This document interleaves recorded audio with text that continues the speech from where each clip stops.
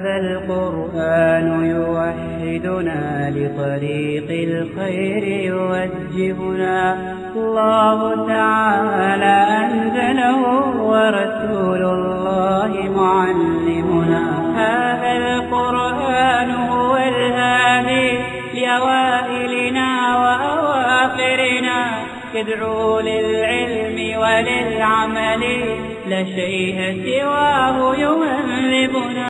الحمد لله إن الحمد لله نحمده ونستعينه ونستغفره ونعوذ بالله من شرور أنفسنا ومن سيئات أعمالنا من يهده الله فلا مضل له ومن يضلل فلا هادي له وأشهد أن لا إله إلا الله وحده لا شريك له وأشهد أن محمدا عبده ورسوله أما بعد يا أيها الذين آمنوا اتقوا الله حق تقاته ولا تموتن إلا وأنتم مسلمون يا أيها الناس اتقوا ربكم الذي خلقكم من نفس واحدة وخلق منها زوجها بث منهما رجالا كثيرا ونساء فاتقوا الله الذي تسالون به والأرحام إن الله كان عليكم رقيبا يا أيها الذين آمنوا اتقوا الله وقولوا قولا سديدا يصلح لكم أعمالكم ويغفر لكم ذنوبكم ومن يطع الله ورسوله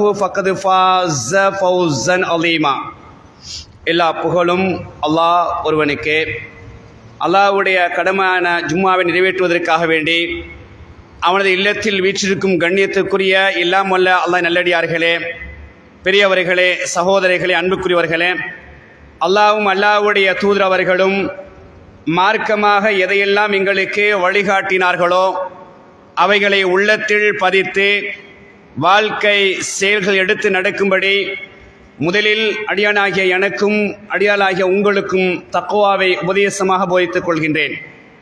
கண்ணியத்துக்குரியவர்களே, நன்மைகள் பூத்து குலுங்கும் மாதம் ரமலானை அல்லாஹத்தால் அடையக்கூடிய பாக்கியத்தை நமக்கு வழங்கினான். அல்ஹம்துலில்லாஹ். அதிகமாக அல்லாஹ்வுக்கு நாம் நன்றி செலுத்த வேண்டிய கட்டாயத்தில் நாம் இருக்கின்றோம். அதே போன்று இந்த ரமலானை அடைந்து பகல் நேரத்தில் என்னென்ன நல்லறங்களை செய்ய வேண்டுமோ அதையெல்லாம் போட்டி போட்ட வண்ணமாக நிறைவாக தொடராக செய்யக்கூடிய ஒரு அமைப்பும், இரவு நேரங்களில் என்னென்ன வழிபாடுகள் அதையும் போட்டி போட்டு அமல் செய்து இந்த ரமலானை ஒரு வித்தியாசமான முறையில், திருப்திகரமான முறையில் நமது வாழ்க்கையில் ஒரு முன்னேற்றத்தை தர வேண்டும். அல்லாஹ் எதிர்பார்க்கக்கூடிய அந்த இறையச்சத்தை இந்த ரமலான் நமக்கு வழிகாட்ட வேண்டும் என்ற அடிப்படையில் ஆண்களும் பெண்களும் அதிகமாக போட்டி போட்டு அமல் செய்யக்கூடிய காட்சிகளை கடந்த காலங்களை விட இந்த நிகழ்ந்து கொண்டிருக்கக்கூடிய இந்த கட்டத்தை நாம் நிறைய பார்த்து கொண்டிருக்கின்றோம். அல்ஹம்துலில்லாஹ். அல்லாஹ் எல்லாருக்கும் அருள்வாளிக்க வேண்டும். அந்த அடிப்படையில் தான் ரமலானின் ஒரு பகுதியாக அல்லாஹ்வுடைய தூதர் அவர்கள் நிறைய அமல்களை வழிகாட்டியிருக்கின்றார்கள். அதில் ஒரு பகுதியாகத்தான் சதக்கா ஜகாத் செய்யக்கூடிய ஒரு வழிகாட்டலையும் ஒரு உற்சாகப்படுத்தி ஆர்வமூட்டி நிறைய செய்திகளை பேசியிருக்கக்கூடிய நிகழ்வுகளை நாங்கள் ஹதீஸில் பார்க்கலாம். அல்லாஹ்வுடைய தூதர் அவர்கள் இந்த ரமலான் காலத்தில் சதக்கா செய்யக்கூடிய விஷயத்தில் எப்படி இருந்தார்கள் என்பதற்கு நிறைய ஹதீஸை நாங்கள் பார்க்கின்றோம். முதலாவது ஹதீஸை கவனியுங்கள். வகான ரசூலுல்லாஹி ஸல்லல்லாஹு அலைஹி வஸல்லம் அஜ்வதன் நாஸ். அல்லாஹ்வுடைய தூதர் அவர்கள் ஆகியிருந்தார்கள் மக்களில் அதிகமாக தர்மம் செய்யக்கூடிய ஒருவராக ஆகியிருந்தார்கள் என்ற ஒரு முக்கியமான செய்தி. அதே போன்று இன்னொரு செய்தி நாங்கள் புகாரில் பார்க்கலாம். இந்த காற்று வீசக்கூடிய, வேகமாக வீசக்கூடிய காற்றை விட அல்லாஹ்வுடைய தூதர் அவர்கள் ஜிப்ரீல் அலைஹிஸ்ஸலாம் அவர்களை சந்திக்கும் பொழுது அதிகமாக சதக்காக்கள் செய்வார்கள் என்று ஒரு வழிகாட்டி நாங்கள் பார்க்கின்றோம். எனவே ரமலான் காலத்தில் எப்படி பகல் நேரத்திலும் இரவு நேரத்திலும் அமல் ரீதியான உற்சாகத்தை அல்லாஹ்வுடைய தூதர் அவர்கள் முன்னின்று செய்தார்களோ அதே வழிகாட்டல்ல தான் இந்த சதக்காவையும் முன்னின்று ஒரு வழிகாட்டியாக எங்களுக்கு வழிகாட்டக்கூடிய காட்சியை பார்க்கின்றோம். அல்லாஹ் குர்ஆனில் என்ன சொல்லி காட்டுகின்றான்? லக்கதி கான லக்கும் ஃபீ ரசூலில்லாஹி உஸ்வத்துன் ஹஸனா. இந்த தூதரிடத்தில் அழகிய முன்மாதிரி இருக்கின்றது. ஆகவே அந்த தூதரை நாங்கள் நேசிக்கின்றோம், அந்த தூதரை நாங்கள் விரும்புகின்றோம். ரமலான் காலத்தை பொறுத்தவரை என்னென்ன வழிகாட்டல் எங்களுக்கு அந்த தூதர் மூலம் கிடைத்ததோ, அதையெல்லாம் செவ்வனே சரியாக நிறைவாக நான் நிறைவேற்றுவேன் என்ற ஒரு உறுதி எங்களிடத்தில் இருக்க வேண்டும், ஒரு வைராக்கியம் எங்களிடத்தில் இருக்க வேண்டும். அப்போதான் ஒட்டுமொத்த உச்சக்கட்டமான இறையச்சத்தை நாங்கள் பெற்றுக்கொள்ள முடியும். சதக்கா செய்வதை பற்றி அல்லாஹ் தஆலா குர்ஆனில் நிறைய பேசுகின்றான். அதில் முதன்மையாக உற்சாகப்படுத்தி பேசக்கூடிய நேரத்தில் மஸலுல் லதீன யுன்ஃபிகூன அம்வாலஹும் ஃபீ ஸபீலில்லாஹ், அல்லாஹ்வுடைய பாதையில் அவருடைய பொருளாதாரத்தை, அவருடைய செல்வத்தை செலவழிப்பவர்களுக்கு உதாரணம் என்னவென்றால் கமஸலி ஹப்பா, ஒரு வித்தை போன்று அல்லாஹ் சொல்றான், ஒரு விதையை போன்று அம்பதத் சபசனாபில், அந்த வித்தில் 7 கதிர்கள் என்ன செய்கின்றது, விளைகின்றது, முளைக்கின்றது. ஃபீ குல்லி சும்புலத்தின் மியத்து ஹப்பா, ஒவ்வொரு கதிரிலும் 100 கிளைகள் என்ன செய்து 100 கதிர்கள் அல்லாஹ் தஆலா அமைத்திருக்கின்றான். வல்லாஹு யுதாயிஃபு லிமன் யஷாஉ, அல்லாஹ் நாடியவர்களுக்கு அதை விட அதிகமாக கொடுக்கின்றான். வல்லாஹு வாசியுன் அலீம், அல்லாஹ் விசாலமானவன், அனைத்தையும் அறியக்கூடியவன். 2வது அத்தியாயம் 261வது வசனம். அல்லாஹ் என்ன சொல்றான்டா, அல்லாஹ்வுக்காக வேண்டி யாரெல்லாம் தர்மங்கள் செய்கின்றார்களோ, அல்லாஹ்வுக்காக வேண்டி யாரெல்லாம் சதக்காக்கள் செய்கிறாங்களோ அவர்களுக்கு ஒரு உதாரணம், ஒரு வித்தை சொல்றான். ஒரு நெல்லை போட்டால் ஒரு கதிராக விளையுது, அப்படியே எழும்புது, ஒரு தண்டு அப்படி வருது. அந்த தண்டிலிருந்து அப்படி பல கிளைகள், அந்த கிளையிலிருந்து என்ன செய்யுது, அதாவது 7 கிளைகளாக பிரியுது. அல்லாஹ் சொல்றான், அந்த தண்டு அப்படி வந்து 7 கிளைகளாக பிரியுது. அந்த ஒவ்வொரு கிளையின் ஊடாக மொத்தமாக 100 வித்துக்கள் கிடைக்குது. அப்போ ஒன்றுக்கு 100. அல்லாஹ் சொல்ற பாருங்க. அப்ப அல்லாஹ் சொல்லக்கூடிய தகவலை கவனிங்க. நீங்க ஒன்று கொடுத்தா உங்களுக்கு 100. இன்னொரு செய்தியில 700 வரைக்கும் கிடைக்கும். அல்லாஹ் இந்த செய்தியை முடிக்கும் என்ன சொல்கின்றான், வல்லாஹு யுதாயிஃபு லிமன் யஷா, அல்லாஹ் நாடியவருக்கு அதிகமாக கொடுப்பன்றான். ஒரு லிமிட் ஒன்று சொல்றான், ஒன்றுக்கு 100, 700 எல்லாம் சொல்லிட்டு தான் நாடியவருக்கு நிறைய கொடுப்பேன் அப்படின்னு சொன்னால், யார் இஹ்லாஸோடு, இறையச்சத்தோடு, தக்வாவோடு, அல்லாஹ் எனக்கு தந்த அந்த செல்வத்தில் இருந்து, அல்லாஹ் எனக்கு தந்த அந்த சொத்தில் இருந்து நான் கொடுக்கின்றேன் என்று இறையச்சத்தோடு கொடுக்கின்றாரோ அவருக்கெல்லாம் என்ன செய்யறான், அதிகமாக கொடுக்கிறான். அந்த வசனத்தை முடிக்கும் போதே தனது 2 பேரை சொல்லி அல்ல முடிக்கிறான். ஒன்று வாசியம், அல்ல விசாலமானவன், நீங்க எவ்வளவு கொடுத்தாலும் நான் தந்துகிட்டே இருப்பேன், நீங்க கொடுக்க கொடுக்க நான் வாரி இறைத்துக் கொண்டே இருப்பேன், தந்து கொண்டே இருப்பேன் என்று அடுத்த பேரையும் சொல்லலாம். அலீம், அனைத்தையும் அறியக்கூடியவன். நீங்க எந்த நோக்கத்துக்கு கொடுக்குறீங்க, எதுக்கு கொடுக்குறீங்க, உங்களை பாராட்ட வேண்டும், உங்களை ஒரு முகஸ்துதி என்ற அடிப்படையில், உங்களை புகழ வேண்டும் என்ற அடிப்படையில் நீங்க கொடுக்குறீங்களா, அல்லது உண்மையிலே இறையச்சத்தோடு இஹ்லாஸோடு கொடுக்குறீங்களா? அல்லாஹ் அனைத்தையும் அறியக்கூடியவன். ஆகவே அறிந்து என்ன செய்வான், யாருக்கு அதிகமாக கொடுக்க வேண்டுமோ அவருக்கு கொடுப்பதாக அல்லாஹ் வாக்களிக்கக்கூடிய காட்சியை பார்க்கின்றோம். ஏன்னா இன்னொரு இடத்துல சொல்றான், ஷைத்தான் பயத்தை உங்களுக்கு போடுவான், வறுமையை போடுவான். கொடுக்க போறியா, உனக்கே நிறைய பிரச்சனை இருக்குது, உனக்கே நிறைய கஷ்டம் இருக்குது, உனக்கே நிறைய தேவை இருக்குது, இதுக்கு மத்தியில் நீ கொடுக்க போறியா என்று ஷைத்தான் என்ன செய்வான், வறுமையை பயமுறுத்துவான். வறுமையை காட்டி, இப்படியான ஒரு கஷ்டத்தை காட்டி என்ன செய்வான், ஷைத்தான் உங்களை பயமுறுத்துவான் என்ற செய்தியை அல்லாஹ் சொல்றான். சில பேருக்கு அப்படித்தான் இருக்கும், நான் வீடு கட்டிட்டு இருக்கிறேன், எனக்கே பல லட்சங்கள் தேவைப்படுது, கடைக்கு நிறைய லட்சங்கள் தேவைப்படுது, இன்னென்ன விஷயங்களுக்கு லட்சங்கள் தேவைப்படுது, நான் எப்படி சதக்கா செய்யறது, எனக்கே தேவைப்படக்கூடிய நிலையில நான் எப்படி சதக்கா செய்யறது?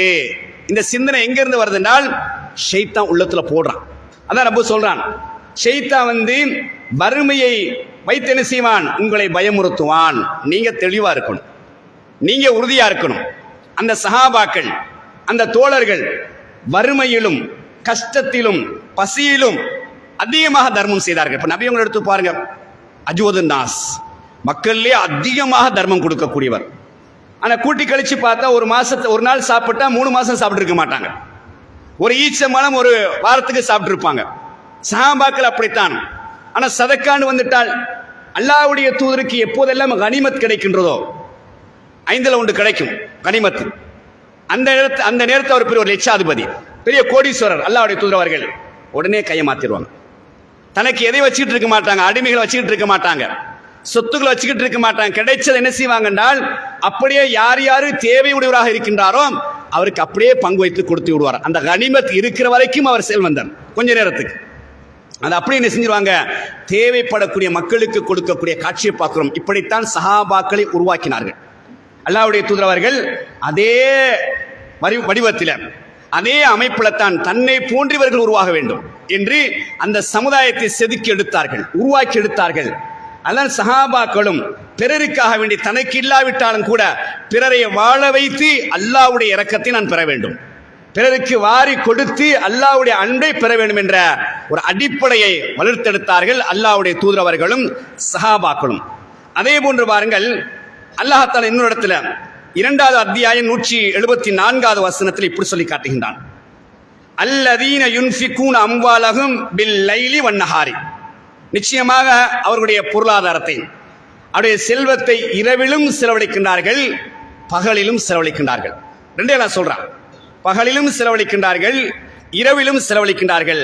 சிர்ரம் அலானியா, ரகசியமாகவும் செலவழிக்கிறாங்க, ரகசியமாகவும் பகிரங்கமாக செய்றாங்க, செலவழிக்கிறாங்க. அப்ப எப்பயும் சதக்கா கொடுக்கலாம், இந்த நேரத்தை தான் கொடுக்கணும் என்று கிடையாது, இரவு நேரத்திலையும் கொடுக்கலாம், பகல் நேரத்திலும் கொடுக்கலாம். 4 பேருக்கு தெரிஞ்சும் சதக்கா செய்யலாம், ரகசியமான முறையிலும் செய்யலாம். அப்ப 4 பேருக்கு தெரிஞ்சு செய்யக்கூடிய இடத்துல எண்ணம் தூய்மையா இருக்கணும், இஹ்லாஸாக இருக்கணும். நான் அவரை தூண்டுவதற்காக வேண்டி, மற்றவர்களை தூண்டுவதற்காக வேண்டி, அவர்களை உற்சாகப்படுத்துவதற்காக வேண்டி நான் என்ன செய்கிறேன், தர்மம் செய்கின்றேன் என்ற ஒரு அடிப்படை அம்சத்தில் பகிரங்கமா என்ன செய்யலாம்.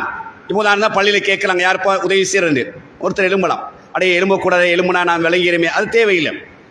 பிறரை உற்சாகப்படுத்துவதற்கான அவரும் சதக்கா செய்யணும், அவரும் கொடுக்கணும், இவரும் கொடுக்கணும், 4 பேர் கொடுக்கணும். அப்ப எல்லாரும் எழும்பும் பொழுது அங்க என்ன செய்யப்படும், அந்த சதக்கா அதிகமாக்கப்படும். அப்ப அல்லாஹ் சொல்றான், சிர்னவ் அலானியா, ரகசியமாகவும் கொடுப்பார்கள், பகிரங்கமாகவும் கொடுப்பார்கள் என்று சொல்லிட்டு ஃபலஹும் அஜ்ருஹும் இன்த ரப்பிஹிம். முதல்ல அல்லாஹ் சொல்றான், ரப்பிட்ட அல்லாஹ்ட்ட அவர்களுக்கு மகத்தான கூலி இருக்கு. அல்லாஹ்வுக்காண்டி கொடுக்குறாங்க இல்லையா, ஏன்னா கொடுக்கறதுக்கு ஒரு மனசு வரணும், உள்ளத்துல ஈரம் இருந்தால்தான், உள்ளத்துல இரக்கம் இருந்தால்தான் அந்த கொடுக்கக்கூடிய தன்மை வரும்.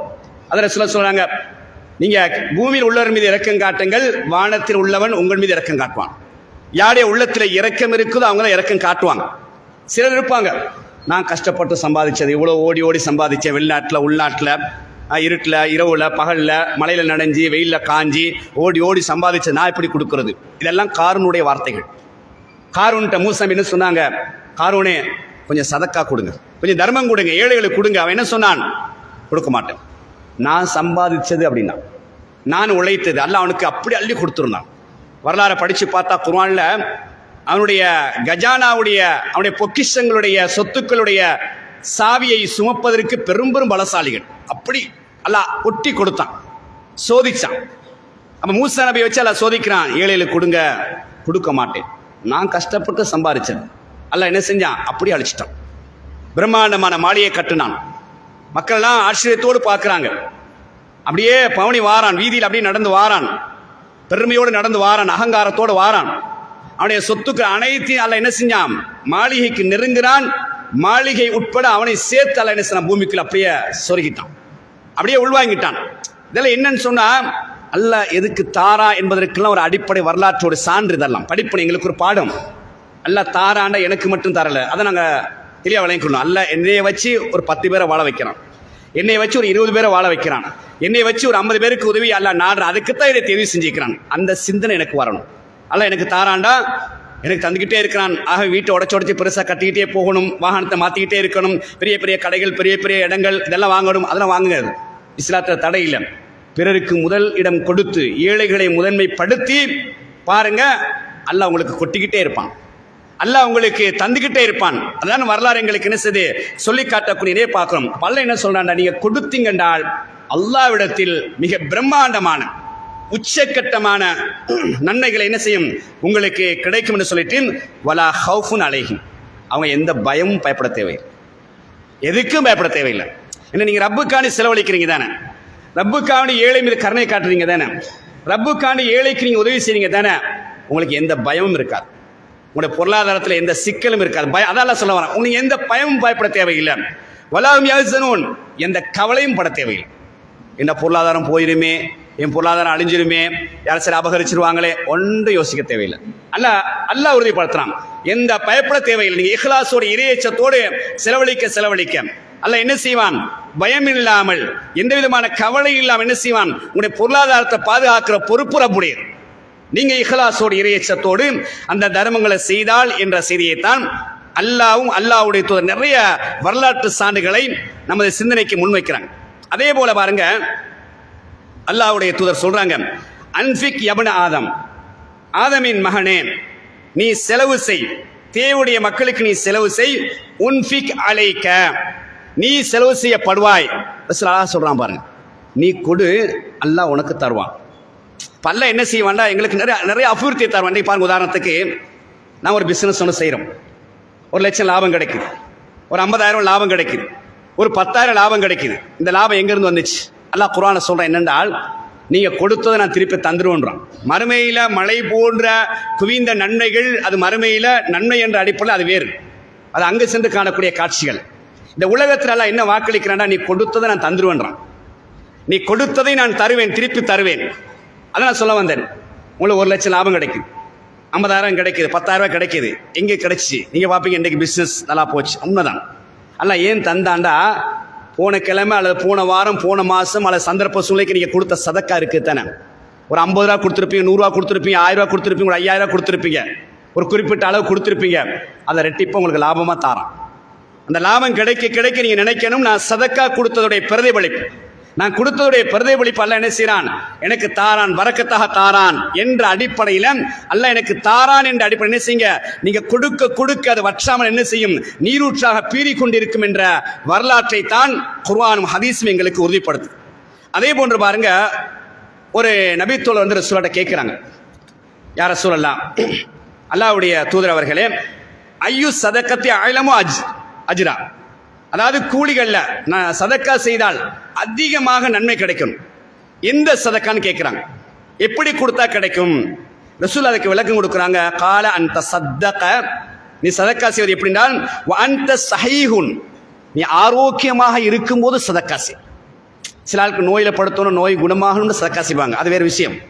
அந்த நோய் வாரத்துக்கு முன்னால நீ ஓடி ஆடி உடல் ஆரோக்கியமா இருக்க, திடாகரமா இருக்கிறான், அந்த ஆரோக்கியமா இருக்கும்போது என்ன செய்யும்? நிறைய நீ என்ன செஞ்சுக்கோ, சதக்கா செஞ்சுக்கோ. ஷஹீகுன், உனக்கும் தேவை இருக்குது, உனக்கும் தேவை இருக்குது, அப்ப என்ன செஞ்சுக்கோ, அந்த தேவைக்கு மத்தியில் என்ன செய்து கொள், சதக்கா செய்து கொள். தஹ்ஷல் ஃபக்கர், அதே போன்று ஏழ்மையை பயப்படுறது, கொடுத்தா இல்லாமல் போயிருமோ, கொடுத்தா முடிஞ்சிருமோ, கொடுத்தா நான் கஷ்டப்படணுமோ, அப்படி ஒரு பயம் இருக்குது உனக்கு. அந்த நேரத்தில் நீ கொடுக்கக்கூடிய சதக்கா இருக்குது இல்லையா, அது உச்சக்கட்டமான சதக்கா. தஅமல் கினா, அதே போன்று செல்வத்தை நீயும் ஆசை வைப்பது, செல்வத்தை உனக்கும் ஆசை இருக்கு, மனுஷன் தான் ஆசை வைக்கத்தான் வேணும். அதில் சொல்றாங்க, பொதுவாக சொத்துக்கள் செல்வங்கள் எவ்வளோ இருந்தாலும் போதாது என்பது ஆதமுடைய மகனுக்கு உரித்தானது என்ற செய்தியை சொல்றாங்க. ஒரு ஓடை நிறைய தங்கம் இருந்தாலும் என்னென்ன பணம், இன்னொரு ஓடை கிடைக்கும்னு சொல்லி ஆசை வைக்கலாம், இஹ்லாஸ் இறையச்சத்தோட. ரசூல் என்ன சொல்றாங்க, உன்னை வாய மண்ணு தான் நிறைக்கும்டாங்க, மௌத்தா போற வரைக்கும் இந்த ஆசை இருக்கும்டாங்க. அப்ப ரசூல் சொல்றாங்க, தஅமல் கினா, உனக்கும் ஆசை இருக்குது, செல்வம் தேவை என்று. இந்த 4 விஷயத்தை சொல்றாங்க. நீ ஆரோக்கியமா இருக்கிற நேரத்தில் சதக்கா செய், உனக்கு தேவையா இருக்கும் பொழுது சதக்கா செய், ஏழ்மையை பயந்த நிலையில் சதக்கா செய், அதே போல நீயும் செல்வதனாக ஆசைப்படுறா அந்த நேரத்தை என்ன செய்யும், இருக்கிறத சேர்த்து வைக்காம அதையும் சதக்கா செய். சதக்காக்கள்லையே சிறப்புண்டாங்க, முதலிடம் சொன்னாங்க. இதெல்லாம் எதுக்கு சொல்றாங்கன்னா, எங்களை உற்சாகப்படுத்துறாங்க, நானும் சதக்கா செய்யணும். இப்போ நம்ம நிறைய பேர் என்ன செய்யறேன்டா, நான் அண்டைக்கு கூலி வேலை செய்கிறேன், அண்டைக்கண்டி சம்பாதிக்கிறேன், எனக்கு அவ்வளோ பெருசாக சதக்கா கொடுக்க வசதி இல்லை, நான் சதக்கா பெறதுக்கு தான் தகுதி இருக்கிறேன் என்று எங்களை நாங்களே தரம் தாழ்த்திக்கொள்ளும். அப்படி இல்லை, நானும் கொடுக்கணும், நானும் ஒரு கிழமைக்கு ஒரு தடவை அல்லது இத்தனை நாளைக்கு ஒரு தடவை, அல்லது சம்பளம் எடுக்கும் பொழுது, அல்ல பணம் கிடைக்கும் போது ஒரு 100 ரூபா, ஒரு 50 ரூபா, ஒரு 500 ரூபா, ஒரு 1000 ரூபா சதக்கா செய்யணும் என்ற அந்த எண்ணம் எப்போ வருதோ, அந்த தன்மானம் எப்போ வருதோ, அல்லாஹ் என்ன செய்வான், ரசூலுல்லாஹ் சொல்றாங்க, உங்களை ஒரு அந்தஸ்துக்கு உயர்த்துவான். அந்த எண்ணத்தை நாங்கள் மாற்றணும்.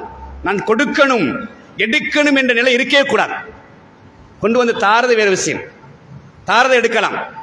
உமர் ரலியல்லாஹு தஆலா அவர்களுக்கு ரசூல் என்ன செய்றாங்க, அன்பளிப்பு கொடுக்குறாங்க. உமர் சொல்றாங்க, அல்லாஹ்வுடைய தூதர் அவர்களே, நான் எனக்கு எல்லாம் நிறைய இருக்குது, என்னை விட அதாவது தேவையுடையவர்கள் நிறைய இருக்கிறாங்க, அவங்களுக்கு கொடுங்கன்னாங்க. ரசூல் என்ன சொன்னாங்க?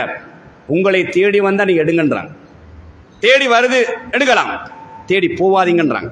பின்னால் போகாதீங்க. ஒரு அழகான வழிகாட்டில் பாருங்க. ஒரு மூமியை பொறுத்து அப்படித்தான் இருக்கணும். கேட்டு போகக்கூடாது. தானா வருது என்ன செய்யலாம்?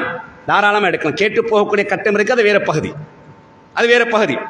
ஒரே தொடர்ந்து கேட்டுக்கிட்டே இருக்கணும் என்ற ஒரு சிந்தனையை வளர்த்துக் கொள்ளக்கூடாது என்ற ஒரு தகவலைத்தான் இஸ்லாம் எங்களுக்கு அழகா வழிகாட்டுது.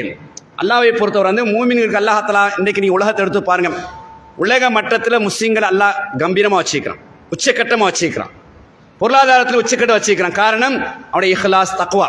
அப்ப எனக்கும் முடியும், அல்ல எனக்கும் தருவான், எனக்கும் என்ன செய்யலாம், அல்ல வழிகாட்டுவான். அல்லாஹ் சொல்லக்கூடிய அமைப்பில், அல்லாஹ்வுடைய தூதர் வழிகாட்டிய அமைப்பில் சென்றால் நிச்சயம் அல்லாஹ் எனக்கு என்ன செய்வான்? அந்த வாசல் நிறைய பரக்கத் செய்வான், நிறைய எனக்கு திறந்து விடுவான், எனக்கு தருவான். ஆழமான நம்பிக்கை வச்சுக்கணும். அடி மட்டத்திலிருந்து உயர்வானவர்கள் வர நான் கொடுக்கணும். இப்போ பள்ளிக்கு நீங்கள் வாரீங்க, உதாரணத்துக்கு வெள்ளிக்கெல்லாம் பள்ளிக்கு வாங்கிட்டு போகிற நேரத்தில் ஒரு 50 ரூபா 100 ரூபா சதக்கா செய்றீங்க. யாருக்கு? ரப்புக்காண்டி செய்றீங்க, அல்லாஹ்வுக்காண்டி செய்றீங்க. ரோட்ல போறீங்க, மிஸ்கின் இருக்கிறாரு, ஒரு 20 ரூபா ஒரு 50 ரூபா சாப்பிட்டு வெளியே வாருங்க, ஒரு 50 ரூபா கொடுக்குறது குறைஞ்சி போக மாட்டோம். நம்ம வாதப்பிரவாதம் செய்வோம். இவர் சதக்கா வெளியே கையேந்திட்டு இருக்கிறார், நல்லா தானே இருக்கிறார், காலு நல்லா இருக்குது, கை நல்லா இருக்குது, இவருக்கு இது கொடுக்க. இப்படிதான் நம்ம பேசிக்கிட்டே போறது. சாப்பிட்டு 4 பேர் சாப்பிடுவோம், நான் கொடுக்குறேன் நீ கொடுக்குறேன், சண்டை அங்கே நண்பர்களுக்கு மத்தியில். 5000 ரூபா பில் வந்துச்சு உதாரணத்துக்கு, நான் கொடுக்குறேன் நீ கொடுக்குறேன், நான் தான் கொடுப்பேன் நீ தான் கொடுப்பேன், போட்டி. வெளியே வாரத்தை மிஸ்கின் கையேந்து ஒரு 20 ரூபா கொடுக்க ஆள் இல்லை.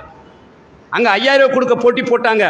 வெளியே வாரத்தை ஒரு மிஸ்கினுக்கு 20 ரூபா கொடுக்க யோசிக்கிறாங்க. என்ன இவருக்கு எப்படி கொடுக்குறது, இவர் பிச்சை எடுத்து பெரிய கோடீஸ்வரா இருக்கிறார். அப்படிதான் நாங்கள் பேசுகிறோம். எங்களுக்கு அது தேவையில்லை. கொடுப்பது நமது கடமை, கொடுக்கக்கூடிய மனசு வரணும். ரசூலா சொல்கிறாங்க, ஒரு மனிதர் வந்து ரசூலாட்ட முறைப்பாடு சரி, யாரை சொல்லா நான் சதக்காசுன்னு ஆசைப்பட்டு போய் கொடுத்தேன், காலையில் போய் இரவில் போய் கொடுத்தேன், காலைல பார்த்தா அது ஒரு விபச்சாரி. அவர் ரசூலா என்ன சொல்கிறாங்க, நீங்கள் கொடுத்த அந்த பணத்தினூடாக அவள் திருந்துறதுக்கான சந்தர்ப்பம் இருக்குது. அடுத்த நாள் என்ன செய்கிறாரு, இரவில் போய் சதக்கா செய்கிறாரு, பார்த்தா அவர் ஒரு திருடர். அப்புறம் ரசூலோட முறைப்பாடு பாருங்க, யார் இன்னைக்கு செஞ்சேன், பார்த்தா ஒரு திருடன் கையில் போய் கொடுத்துட்டு வந்துட்டேன். அப்புறம் ரசூல் என்ன சொன்னாங்க, உங்களுடைய சதக்காயின் மூலமாக திருந்துறதுக்கான சந்தர்ப்பம் இருக்குது. 3ஆம் நாள் போய் சதக்கா செய்கிறார். சதக்கா யாருக்கு செஞ்சாரு? ஒரு செல்வந்தருக்கு போய் கொடுத்துட்டு வந்தார். யார சொல்ல, ஒரு செல்வந்தருக்கு போய் நான் சதக்கா செஞ்சுட்டேன். அவரும் சதக்கா செய்வதற்கு ஒரு தூண்டுகோலாக அமையும். நீயே ஒரு சாதாரண ஒரு மனிதனே சதக்கா கொடுத்திருக்கிறாய், அப்ப அவரே என்ன செய்வாரு, அப்படி அவரே தந்தாண்ட நான் கொடுக்க கூடாதா என்ற ஒரு தூண்டல். இதெல்லாம் எதுக்கு ரசூல் எங்களுக்கு அந்த வரலாற்று துணுக்குகளை முன்வைக்கிறாங்கன்னா, நம்ம சதக்கா செய்யறதுக்கு வாதப்பிரதிவாதங்கள் செய்யக்கூடாது, கேட்டுட்டு இருக்கக்கூடாது. வீட்டில் 4 பேர் வந்து தட்டுறாங்களா, கொடுக்கணும். ரமலான் காலத்திலே ஆரம்பத்திலே நாங்கள் என்ன செய்வோம், ஒரு 20 ரூபா நோட்டு 50 ரூபா நோட்டை வைஃபை மனைவி கையில் கொடுத்து வச்சுக்கோங்க. யார் சரி வீட்டை கதவை தட்டுனா கொடுங்க, அல்லாஹ் எங்களுக்கு தருவான். அந்த சிந்தனையை ஊட்டணும். கடைகளில் மாற்றி வச்சுக்கிறோங்க. உங்களுக்கு பிஸ்னஸ் போதோ இல்லையோ, ஒரு மிஸ்கின் வராற 20 ரூபா பாஞ்சு கொடுத்துருங்க. அது அல்லாஹ்ல பன்மடங்க வேறு பிஸ்னஸில் உங்களுக்கு தருவான். என்னன்னா ஒரே தட்டிட்டு இருக்கிறாங்க. அல்லாஹ் சூரா கலமுல் 68ஆவது அத்தியாயத்தில் சொல்லி காட்டுறான். என்ன சொல்லி காட்டுறான்? அதாவது அந்த சகோதரர்களை வந்து போய் பார்க்குறாங்க, அறுவடை ஓகோன்னு விளைஞ்சிருக்குது. மாலை நேரத்தில் காலையில் விவசாயத்துக்கு நாங்கள் வரணும். அவங்க பேசுகிறாங்க, சகோதரர்கள் நல்லா விளைச்சலாக இருக்குது, காலையில் வரணும், ஆனால் அதிகாலை வரணும், எந்த ஏழைகளையும் இந்த தோட்டத்துக்குள்ள விட்டுறக்கூடாது.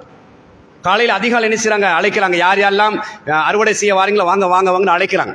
அழைச்சிக்கிட்டு போகிறாங்க. போகும்போதே பேசிட்டு போகிறாங்க, ராசியாக பேசுகிறாங்க, ஏழைகளை விட்டுறக்கூடாதுன்னு போகிறாங்க. போய் பார்த்தா தோட்டத்தை காணும். எங்கே அது வழி தவறி வந்துட்டோமா, தடுமாறுறாங்க. ஒருத்தர் சொல்கிற வழி தவறில சரியாக தான் வந்திருக்கிறோம். நீங்கள் பேசி நேரத்து அல்லாஹ் மறந்துட்டீங்க. இன்ஷா அல்லாஹ் ஒன்று சொல்லலை. இதில் 2 விஷயம். எதை எடுத்தாலும் அல்லாஹ்வுடைய பேரை சொல்லித்தான் நாங்கள் பேசணும். ஏண்ட திறமை, ஏண்ட ஆளுமை, ஏண்ட முயற்சி, ஏண்ட இது அல்லாஹ் தந்தா. நம்ம சாதாரண அவ்வளோத்தான், சாதாரணமாக எங்களை இட போடணும். நான் ஒரு சாதாரண அடிமை, என்கிட்ட ஒன்றும் இல்லை, அல்லாஹ் தாரான் என்ற ஒரு முயற்சி, சின்ன முயற்சி உண்டு. அப்படிதான் இருக்கணும். வார்த்தைக்கு வார்த்தை அல்லாஹ்வுடைய பேரை சொல்லித்தான் அல்லாஹ் எனக்கு தந்தான். அல்ஹம்துலில்லாஹ், இன்னைக்கு அல்லாஹ் எனக்கு பரக்கத்தா தந்திருக்கான், அல்லாஹ் இன்னைக்கு பரக்கத்தா தந்திருக்கான். அல்ஹம்துலில்லாஹ், பரவாயில்ல, இன்னைக்கு எனக்கு ஒரு அளவுக்கு அல்லாஹ் கிடைச்சிக்குது, இன்னைக்கு தரலாட்டையும் பரவாயில்ல, அல்ஹம்துலில்லாஹ். அந்த மன திருப்தி இருக்கணும். 2வது, அவங்க என்ன திட்டம் போட்டாங்க, ஏழைகளை விட்டுறக்கூடாது. அதனால தான் அதிகாலையில் கூட்டு வராங்க, ஏழைகள் வரக்கூடாது. அப்போ யாருக்கெல்லாம் இந்த சிந்தனை இருக்குது, வீட்டை வந்து ஏழைகள் தட்டக்கூடாது, ஆஃபீஸுக்கு ஏழைகள் வரக்கூடாது, என்ன ஃபேக்டரிக்கு ஏழைகள் வரக்கூடாது, என்ன கடைக்கு ஏழைகள் வரக்கூடாது, பெரிய தொந்தரவாக இருக்குது, பெரிய அழிச்சாட்டியமாக இருக்குது என்று யாரெல்லாம் மனசு நினைக்கிறீங்களோ நீங்களே உங்களை அழிச்சு கொள்றீங்க. உங்களுடைய பொருளாதாரத்துக்கு வைக்கக்கூடிய அழிவு ஆப்பு என்பதைத்தான் தெளிவாக நாங்கள் விளைவிக்கணும். ஆகவே தாராளமாக கூட இத்தனை பேர் வந்தாலும் கொடுக்கணும். அல்லாஹ் சோதிப்பான். சில நேரங்களில் அனுப்பி சோதிப்பான். இவர் என்ன கோச்சு கொள்றாரா, அப்படியே பின்னுக்கு போயிடுறாரா, சோர்ந்துறாரா, இதெல்லாம் அல்லாஹ் தரக்கூடிய ஒரு சோதனை. அந்த சோதனையில் வெற்றி பெற வேண்டும் என்று சொன்னால் இருக்கும் பொழுதே கொடுத்துருங்க. அதனால தான் இந்த ரமலான்ல அல்லாஹ்வுடைய தூதர் அவர்கள் நிறைய பேசக்கூடிய செய்தியை பார்க்கிறோம். அல்லாஹ்வுடைய தூதர் சொல்றாங்க, அல் எதில் ஒல்யா ஹைரு மினல் எதில் சுஃபுலா, தாழ்ந்த கையை விட உயர்ந்த கை சிறந்ததுன்றாங்க. தாழ்ந்த கையில கேட்கிற கை, உயர்ந்த கையில கொடுக்கிற கை, கொடுக்கக்கூடிய நிலை இருக்க வேண்டும் என்ற செய்தியைத்தான் அல்லாஹ்வுடைய தூதர் சொல்லக்கூடிய செய்தியை பார்க்கிறோம். அதே போன்று பாருங்கள், நீங்க சதக்கா கொடுக்கும் போது நீங்க யாருக்கு கொடுக்குறீங்க, எப்படி கொடுக்குறீங்க என்பதை அழகான முறையில் சொல்ல விளக்கப்படுத்தலாம். பாருங்க, மன் தஸத்தக பி அதிலின் தம்ரத்தின் மின் கஸபின் தய்யிபா, நல்ல தூய்மையான ஹலாலான சம்பாதியத்தில் இருந்து ஒரு பேரிச்சம்பழத்துடைய ஒரு சின்ன துண்டை நீங்க கொடுக்குறீங்க, அல்லாஹ்வுக்காண்டி ஒரு சதக்கா செய்றீங்க. வலா யக்பலுல்லாஹு இல்லா தய்யிபா, முதலாவது சொல்றாங்க, அல்லாஹ் நல்லதை தவிர சுத்தமானதை ஏற்றுக்கொள்ள மாட்டான், ஹலாலானதை தவிர ஏற்றுக்கொள்ள மாட்டான். நீங்க ஓடி ஓடி ஹராத்தில் போய் கை வச்சு சம்பாதிச்சு லட்சமாக நீங்க சதக்கா கொடுத்தாலும் அந்த சதக்கால எந்த பிரயோஜனம் கிடையாது. நல்லா கவனமா கேட்டுக்கொள்ளுங்க. நீங்க கோடி கோடியா சம்பாதிச்சு லட்சங்களை அள்ளி வீசினாலும் உங்களுடைய பொருளாதாரத்தில் உங்களுடைய உழைப்புல ஹராம் கலந்திருக்கும்னு சொன்னால் அதுல ஜீரோ தான், எந்த எதிர்பார்ப்பும் உங்களுக்கு கிடைக்காது. அதான் ரசூலுல்லாஹ் சொல்றாங்க, வலா யக்பலுல்லாஹு இல்லா தய்யிபா, நல்லதை தவிர ஹலாலை தவிர சுத்தத்தை தவிர அல்லாஹ் ஏற்றுக்கொள்ள மாட்டான் என்று சொல்லிட்டு, ஃபஇன்னல்லாஹ யதகப்பலுஹு பியமீனிஹி, நீங்க கொடுக்கக்கூடிய சதக்காவை அல்லாஹ் தனது வலது கையில் அனுசுகிறான், ஏற்றுக்கொள்கின்றான். சும்ம யுரப்பீஹ லிசாஹிபிஹி, பிறகு அதை வளர்க்கின்றான். பாருங்க, அந்த சதக்காவை வளர்க்கின்றான். யார் சதக்கா கொடுத்தாரோ அவருடைய சதக்காவை வளர்க்கின்றான். கமா யுரப்பி அஹதுக்கும் ஃபலுவஹு, உங்களுடைய ஒரு குதிரை குட்டி எப்படி வேகமாக வளருமோ அதே போன்று உங்களுடைய சதக்காக்களை என்ன செய்கிறான், அல்லாஹ் வளர்க்கின்றான். ஹத்தா தகூன மிஸ்லல் ஜபல், பெரும் மலையை போன்று வளர்க்கின்றான். நன்மை என்ற அடிப்படையிலும் அதே போன்று உங்களுக்கு திரும்ப தரக்கூடிய அமைப்பில் எல்லாம் என்ன செய்கிறான், அதிகமாக வளர்க்குறான். அப்போ நீங்கள் யார் கையில் கொடுக்குறீங்க, ரசூலுல்லாஹ் சொல்கிறாங்க, நீங்கள் கொடுக்கக்கூடிய சதக்கா போகிற ஒரு மிஸ்கின் கையில் கொடுக்குறீங்க, ஒரு ஏழை கையில கொடுக்குறீங்க, உங்க சொந்த பந்தங்களுக்கு கொடுக்குறீங்க. ரசூல் என்ன சொல்றாங்க, அல்லாஹ்வுடைய கையில கொடுக்குறீங்க, அல்லாஹ் தான் அதை வாங்குறான். அப்படின்னால் அல்லாஹ் அதை வளர்ப்பதற்காக வேண்டி அவனை ஏற்றுக்கொள்கின்றான். ஏற்றுக்கொண்டு ஒரு குதிரை குட்டி வேகமாக வளர்வதை விட அல்லாஹ் வேகமாக வளர்க்கிறான். இப்படி நிறைய சிறப்புகள் சதக்காக்களை பற்றி சொல்லியிருக்கக்கூடிய செய்தியை பார்க்கிறோம். எனவே இந்த ரமலானை மையப்படுத்தி பகல் நேரத்திலும் இரவு நேரத்திலும் என்னென்ன அமல்களை போட்டு செய்றீங்களோ, அல்லாஹ்வுடைய தூதர் அவர்கள் ஏனைய காலங்களும் சதக்கா செஞ்சுக்கிறாங்க, ஆனால் ரமலானில் அதிகமாக செஞ்சுக்கிறாங்க. அண்ணன் அல்ஹம்துலில்லாஹ் இன்றைக்கு நிறைய முஸ்லீம்கள் தாராளமாக அல்ஹம்துலில்லாஹ் கடந்த காலங்களை விட செல்வந்தர்கள் நடுநிலைமை உள்ளவர்கள் நிறைய வாரி வழங்கக்கூடிய காட்சியை பார்க்கணும். சொந்தங்களுக்கு, பந்தங்களுக்கு, உறவுகளுக்கு, பள்ளி சார்பாக யார் நண்பர்களின் அடிப்படையில் தேவைப்படக்கூடிய மக்களுக்கு நிறைய வாரி வழங்கக்கூடிய காட்சியை பார்க்குறோம். இதெல்லாம் உங்களுக்கு வளத்தை சேர்க்கும், பரக்கத்தை சேர்க்கும் என்ற அடிப்படை என்ன செய்யுங்க, இருக்கிற காலங்களையும் நாட்களிலும் அதிகமாக சதக்கா செய்யக்கூடிய பாக்கியத்தை அமைத்துக் கொள்ளுங்கள். அல்லாஹ் அதற்கு தௌஃபீக் செய்வானாக. அல்ஹம்துலில்லாஹ் இன்னல் ஹம்தலில்லாஹ் நஹ்மதுஹு வ நஸ்தஈனுஹு வ நஸ்தக்ஃபிருஹு வ நஊது பில்லாஹ் மின் ஷுரூரி அன்ஃபுஸினா வ மின் ஸய்யிஆத்தி அஅமாலினா மை யஹ்திஹில்லாஹு ஃபலா முதில்ல லஹு வ மை யுضلில் ஃபலா ஹாதிய லஹு வ அஷ்ஹது அல்லா இலாஹ இல்லல்லாஹு வஹ்தஹு லா ஷரீக லஹு வ அஷ்ஹது அன்ன முஹம்மதன் அப்துஹு வ ரசூலுஹு அம்மா பஅத். கணியத்துக்குரிய எல்லாமல்ல அல்லாஹ் நல்லடியார்களே, பெரியவர்களே, சகோதரர்களே, அன்புக்குரியவர்களே, இன்னொரு பகுதி தான் சதக்காவுடைய இன்னொரு பகுதி தான் ஜகாத். அதை ஏழைகளுக்கு கட்டாயமாக நீங்கள் கொடுக்க, சதக்கா விரும்பி கொடுக்கிறது, விரும்பி கொடுக்கக்கூடிய ஒரு அமைப்பு. அதை அல்லாஹ் கட்டாயப்படுத்த எவ்வளோதான் கொடுக்கணும்னு அல்லாஹ் தஆலா சொல்ல, வேண்டிய அளவு கொடுங்க, வரையறை இல்லாமல் கொடுங்க என்று வழிகாட்டக்கூடிய ஒரு பகுதி சதக்கா. ஆனால் ஜகாத்துக்கு அல்லாஹ் என்ன செய்யணும், கட்டாயப்படுத்தி வரையறையை போடக்கூடிய அமைப்பை நாங்கள் பார்க்குறோம். எனவே யாரெல்லாம் அல்லாஹ் தான் நிறைய தந்திருக்கின்றான், கிட்டத்தட்ட ஜகாத் எப்படி கடமையாகும், நகையை வச்சு தான் கடமையாகும். 10 பவுன் நகை அளவுக்கு யார் இடத்துல பொருளாதாரம் இருக்குதோ, செல்வம் இருக்குதோ, அப்போ அவங்க உதாரணத்துக்கு இன்றைய கணக்கெடுப்பு அடிப்படையில் பார்த்தோன்னு சொன்னால் கிட்டத்தட்ட ஒரு 40-45 லட்சம் வரும் கிட்டத்தட்ட நினைக்கிறேன். ஒரு பவுன் அந்த கணக்கு நீங்கள் அடிப்படையில் பார்த்தீங்கன்னா எவ்வளோ, ஒரு 4 லட்சம் போகுதுன்னு சொன்னால் உதாரணத்துக்கு அந்த ஒரு பவுனுடைய விலையை வச்சு என்ன செய்கிறது, 10 பவுனுக்கு கணக்கு பார்க்கணும். அப்போ அந்த அத்தனை லட்சம் உதாரணத்துக்கு 40 லட்சம் இருக்குது, 10 பவுனுக்கு ஈக்குவலாக 40 லட்சம் உதாரணத்தை வச்சுக்கிறேங்க. அவங்க மீது ஜக்காத் கடமை, நீங்கள் கொடுக்கணும். அதை யோசிக்கக்கூடாது, நான் கொடுத்தா குறையுமா அல்ல என்ன செய்கிறது, அப்படியே என்ன செய்யலாது. வேறு சிஸ்டம் நிறைய ஆரம்ப காலங்களில் இந்த முனாஃபி என்ன செய்வாங்கன்னா, அதை ஜக்காத்தை உடைக்கிறதுக்கு ஆடு நிறைய இருந்துச்சுன்னா அதை பிரிக்கிறது. 40 ஆடு இருந்தால் ஒரு ஆடு ஜக்காத்து கொடுக்கணும். அப்போ 40 இருந்தால் தானே 20 அந்த நேரத்தில் சகோதரர் கொடுக்குறது அன்பளிப்பா. அதை வச்சுக்கணும் நீங்கள் மேய்ச்சி தாங்கன்னு கொடுக்குறது. அப்போ 20க்கு ஜக்காத் கடமை இல்லை. இது அல்லாவை ஏமாத்துறது. இதெல்லாம் அல்லாவை ஏமாத்துறது. அப்போ எங்கள் மனசில் இருக்கணும், அல்லா எனக்கு தாரான். சில ஆளுக்கு என்ன செய்வாங்க, பார்த்து பார்த்து பார்த்து பார்த்து கடைசி ரமலானும் முடிஞ்சு. ஏன்னா அவங்களுக்கு ஜக்காத்து பார்க்கறதுக்கு அப்படியே பெரிய குழப்பமாக இருக்குது, என்ன செய்யறது.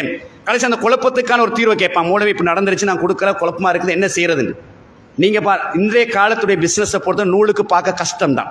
இன்றைய காலத்துடைய பிஸ்னஸ் வந்து நூலுக்கு பார்க்க கஷ்டம். அன்றைய காலத்தில் ஆடு இத்தனை கொடுங்க, இத்தனை இருந்தால் இத்தனை கொடுங்க, மாடு இத்தனை இருந்தால் இத்தனை கொடுங்க, ஒட்டகம் இத்தனை இருந்தால் இத்தனை கொடுங்க, வெள்ளி தங்கம் இத்தனை கொடுங்க, அதே போல் விவசாயத்துக்கு இத்தனை மூட்டை இருந்தால் கொடுங்க. அப்போ இப்படி ஒரு தெளிவாக இருந்துச்சு. இன்றைக்கி எல்லா பிஸ்னஸும் ஒரே குடைக்குள்ளே வந்துருச்சு. அப்படியே சுற்றி அப்படியே பிறண்டு கிடக்குது. இப்போ எப்படி பார்க்கறது? 25 லட்சம் அவருக்கு வர வேண்டியிருக்குது, இவர் 10 லட்சம் கொடுக்க வேண்டியிருக்குது, 50 லட்சம் வர வேண்டியிருக்குது, அப்படிதான் இருக்குது. அப்போ வாரது போகிறது இதெல்லாம் நிலைப்பாடு என்ன அப்போ இருக்கிறது. அப்போ பொதுவாக அறிஞர்களுடைய அதிகமான கூற்று என்னன்னு சொன்னால், இருக்கிறதுக்கு பாருங்கள், நீங்கள் கொடுக்குற பிஸ்னஸ் தான் இவர் ஒரு 50 லட்சம் கொடுக்கத்தான் இருக்கும், 1 கோடி வரத்தான் செய்யும். வாரது வந்து எப்போ வரும்னு சொல்லலாம், நீங்கள் எப்போ கொடுப்பீங்கன்னு தெரியாது. உங்களோட எவ்வளோ ஸ்டாக் இருக்குது, எவ்வளோ பொருளாதாரம் இருக்குது, எவ்வளோ பணம் இருக்குது, அதுக்கு பார்த்து ஜக்காத்துடைய அந்த அளவுக்கு இருக்குதா உடனே கண்ண மூடி கொடுங்க. கொஞ்சம் கூடுதலாகவே கொடுங்க. கூட போனால் சதக்காவாக போகட்டும். நான் அப்படியே அதை குறைச்சி கொடுத்ததே நூலுக்கு கணக்கு பார்த்து சில குறைஞ்சிருச்சு சொன்னால் அது ஒரு கேள்விக்குறியாக போயிடும். அதோட கொஞ்சம் கூடுனாலும் பரவாயில்லை, சதக்காவாக போகட்டும். ஒரு உதாரணத்துக்கு ஒரு 50,000 உங்கள் மீது ஜக்காத் கடமையாகுதா, 60,000 கொடுப்போமே, ஒரு 55,000 கொடுப்போமே, 5,000 சதக்கா போகட்டும். நான் கணக்கு பார்த்தா எனக்கு இவ்வளோ தான் வருது, விசாரித்து பார்த்த அளவுக்கு இவ்வளோ தான் வருது, அப்புறம் ஒரு 5,000 கூட கொடுத்துருவோம். இது பெருந்தன்மை உங்களுக்கு. அப்போ ஜக்காத்தோடு சேர்த்து என்ன செய்றீங்க, சதக்காவும் செஞ்சுறீங்க. ஆகவே யாருக்கெல்லாம் அப்படியான வசதி வாய்ப்புகள் எல்லாம் தந்திருக்கிறானோ அதையும் என்ன செய்யுங்க, இந்த ரமலான் முடிவதுக்கு இடையில கணக்கு பார்த்து. சில நேரங்களில் கூட்டு ஜக்காத்தின் அடிப்படையில் செய்வாங்க சில பள்ளிகளில். அது நீங்கள் தனியாக கொடுக்கறதா இருந்தாலும் முதல் கட்டமாக உங்களுடைய உறவுகளுக்கு, சொந்தங்களுக்கு, பந்தங்களுக்கு கொடுத்து என்ன செய்யுங்க, அவர்களை அதாவது உற்சாகப்படுத்தி அவங்களையும் ஒரு நல்ல ஒரு நிலைமைக்கு பொருளாதார ரீதியாக கொண்டு வரதுக்கு என்ன செய்யுங்க, உங்களுடைய முயற்சியில் ஈடுபடுங்க. யார் ஜக்காத்தை கொடுக்காம அப்படியே வச்சுக்கொள்கிறாங்களோ அதை மறுமை நாளில் அல்லாஹ் என்ன செய்யணும், 2 விதத்தில் ஹதீஸை பார்க்குறோம். அந்த ஜக்காத்தெல்லாம் வந்து என்ன செய்யுமா, இவர் வந்து பெரிய ஒரு கஷ்டப்படுத்தும். இன்னொன்று அந்த நெருப்பின் ஊடாக நெத்தியிலும் மார்பிலும் நெஞ்சிலும் என்ன செய்யப்படும், சூடிடப்படும் என்ற ஒரு பயங்கரமான எச்சரிக்கையை பார்க்கணும். இங்கே சேர்த்து வச்சதெல்லாம் என்ன செய்யுமா, ஜக்காத்தை கொடுக்காம சேர்த்து வச்சு மறைச்சதெல்லாம் மறுமையில் வந்து அந்த நரகத்தில் சூடு காட்டி அப்படி என்ன செய்யப்படும், அதெல்லாம் அப்படியே நெஞ்சிலையும் முதுகிலையும் என்ன செய்யப்படும், மார்பிலையும் சூடிடப்படும் என்ற ஒரு எச்சரிக்கையை பார்க்கிறோம். எனவே அல்லாஹ் தந்திருக்கின்றான், எந்த ஒளிவு மறைவு இல்லாமல் என்ன செய்ய, தாராளமாக ஜக்காத்தையும் கொடுத்து அல்லாஹ்வுடைய அருளை பெறக்கூடிய பாக்கியத்தை அமைத்துக் கொள்ளுங்கள். எதையெல்லாம் மார்க்கமாக படித்தோமோ, கேட்டோமோ, விளங்கினோமோ அதையெல்லாம் உள்ளத்தில் இருத்தி வாழ்க்கையில் நடைமுறைப்படுத்துவதற்கும் கடைசி நேரத்தில் கடன் இல்லாத நிலையில் லா இலாஹ இல்லல்லாஹ் என்ற கலிமாவை சொன்னலாக அல்லாஹ் தஆலா நம் மனைகள் மரணிக்க செய்வானாக. வஆஹிரு தஅவானா அல்ஹம்துலில்லாஹி ரப்பில் ஆலமீன். அகீமுஸ் ஸலாஹ்.